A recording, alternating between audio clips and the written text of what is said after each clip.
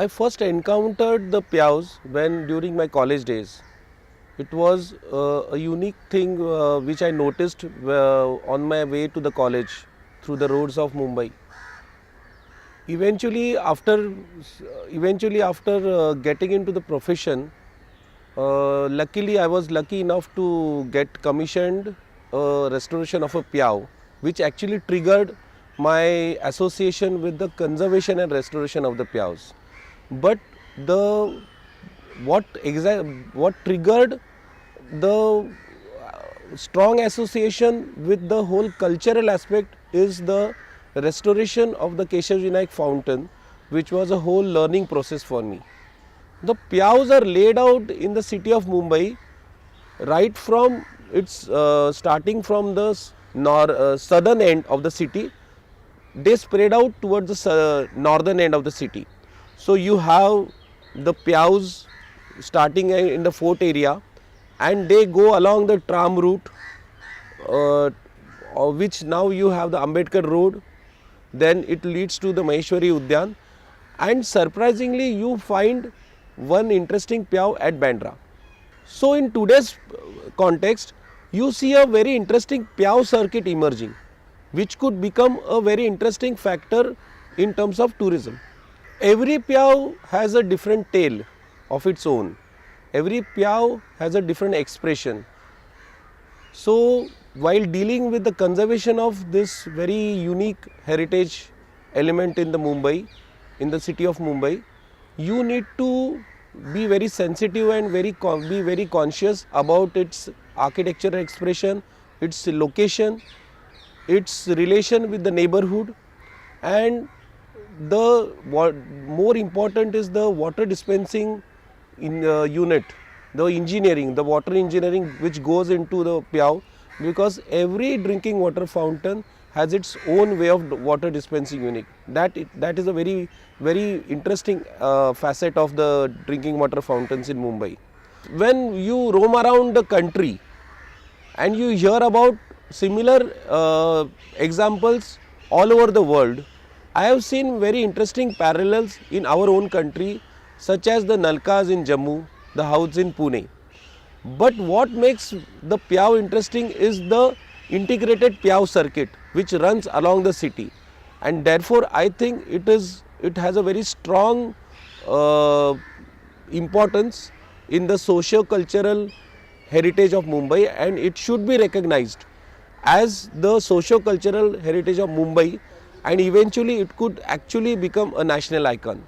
The Pyaav has very two important facets, namely the intangible and the tangible. When we talk of the tangible, which is the architectural expression, there are two major factors in terms of the water dispensing. One is for the humans and one is for the animals, and that which actually makes it a very unique street furniture on the streets of Mumbai. Now regarding the elements which are commonly seen in the Pyaav are the water troughs, the water taps, which are also a very unique architectural expression in terms of gargoyle-like openings, like you have the lion heads, or maybe you could have merely taps, but they are also well properly located in terms of water dispensing, the way the humans could actually access them. And then as per the location and as per the need, there would be canopy structures, there would be mere just stone pedestals of 4 or 5 feet tall, which are just on the footpaths, or they would be at the crossroads of the busy streets or the bazaars, or they would be along the tram routes. So what makes the Pyaavs very important is the location. The location governs the expression, the architectural expression of the Pyaav, the scale of the Pyaav, the proportion of the Pyaav.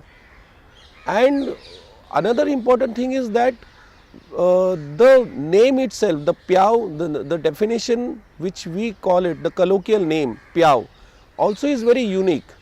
So it's a confluence of the intangible aspect of water charity, which is very integral in Indian tradition, and the European public water dispensing unit, the drinking water fountains.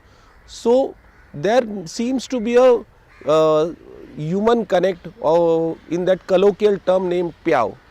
Architecture definitely can be a tool to bring out the intangibility of the Pyav in terms of its location, because these, as we said, these are pause spaces in the busy streets and markets of Mumbai. So one has to identify these spaces. So architecture becomes a very strong expression in terms of its various categories, right from a small pedestal to a canopy structure, to identify these pause spaces. The Pyavs don't have a very defined architectural language, but you see lot of influences and lot of reflection of the architecture around, which is around the Pyavs, the Bombay Gothic elements of the various edifices like the VT station, the Victoria Terminus, or the BMC headquarters, or the High Court.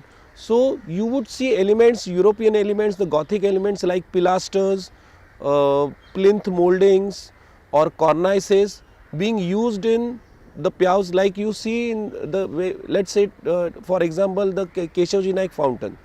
Keshavji Naik fountain is a very unique example of the confluence of lot of architectural styles of Indian origin and of a European origin. So if you see, the canopy structure itself is of a European origin.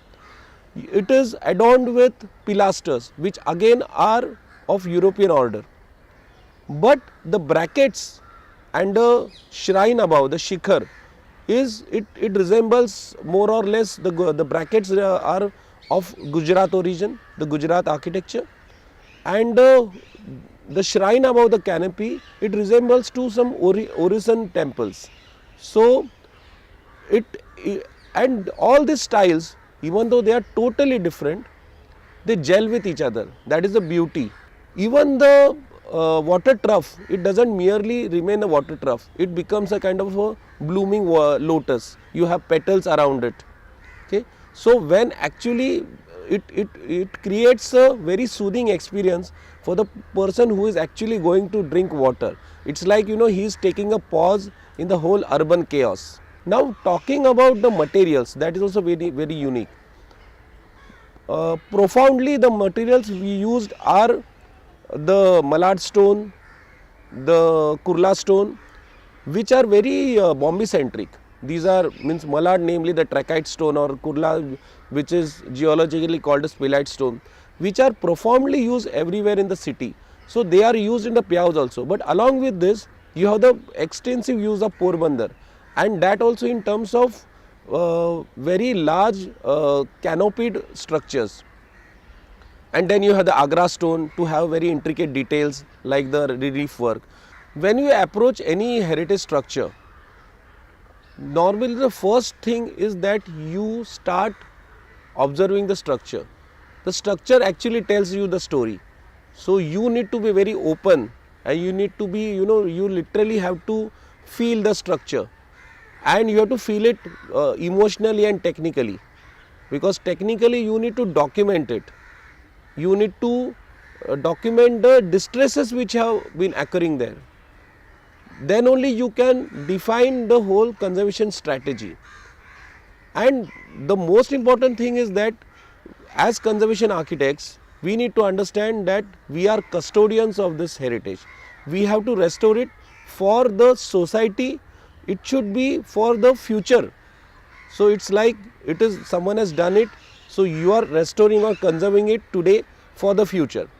So definitely the elements such as the information plaques which are there, you have to be very sensitive that you have to maintain it. At the same time, the conservation which has occurred has to also to be documented and has to be reflected in terms of new information plaques, which have to also gel with the structure. They should not be eyesores. There is lot of more emphasis on the conservation of the larger edifices in the city, like the Gateway of India or the Victoria Terminus, or even fountains like the Flora Fountain. But in this whole process of conservation, we tend to neglect and overlook this beautiful street furniture element, namely the Pyav.